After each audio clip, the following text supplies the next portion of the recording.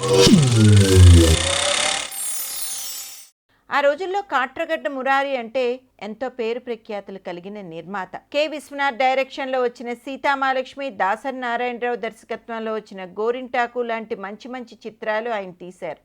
మురారి గారు 1982లో కె రాఘవేంద్రరావు డైరెక్షన్లో త్రిశూలం మూవీ ప్లాన్ చేశారు. ఈ సినిమాకి హీరో కృష్ణన్ రాజు, హీరోయిన్ శ్రీదేవి, వీళ్లతో పాటు జయసుధ, రాధిక కూడా నటించారు.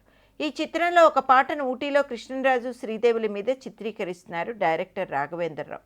ఒక షాట్ చెప్తూ హీరో అలా వస్తాడు, నువ్వు చీర ఇలా విప్పాలి అని చెప్పారు రాఘవేంద్రరావు. డైరెక్టర్ టేస్ట్ ఏంటో బాగా తెలిసిన శ్రీదేవి షాట్కు రెడీ అయిపోతోంది.